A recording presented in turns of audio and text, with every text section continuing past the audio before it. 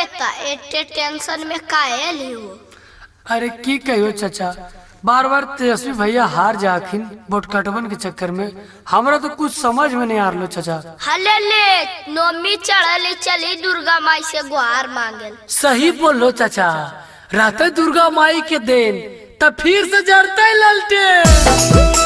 जय जय मैया, जय सेना वाली, जय जय मैया, जय दुर्गा वाली। बोला बोला शेरा वाली मैया की। मिक्स बाय शैलेंद्र बाबू।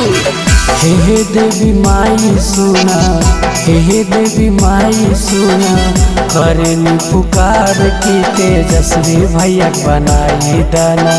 बिहार सरकार की तेजस्वी भैया बनाई दाना। बिहार सरकार की तेजस्वी भैया बनाई दाना। कबो नहीं भूलबो माई, कबो नहीं भूलबो माई, तोहर उपकार की तेजस्वी भैया बनाई दाना। बिहार सरकार की तेजस्वी भैया बनाई दाना। बिहार सरकार की तेजस्वी भैया बनाई दाना।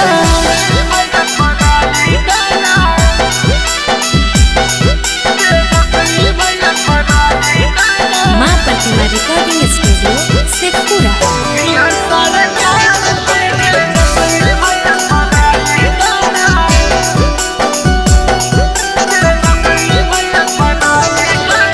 भैंसिया के दूधावा से बनैबो माई खीर जी। लालू जी के ललटे नमक जला दा माई पीर जी। ए माई भैंसिया के दूधावा के बनैबो माई खीर जी।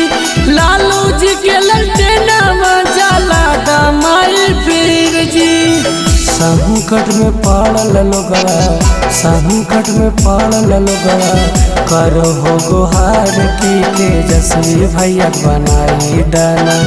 बिहार सरकार की तेजस्वी भैया बनाई दाना। बिहार सरकार की तेजस्वी भैया बनाई दाना।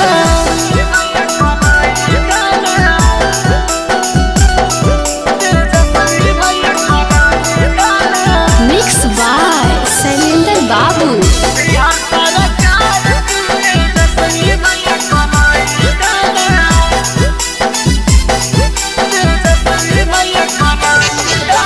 नवमी के 9 दिन माई पाठ करइबो। रंगा भाई से के माई पचरा गबइबो।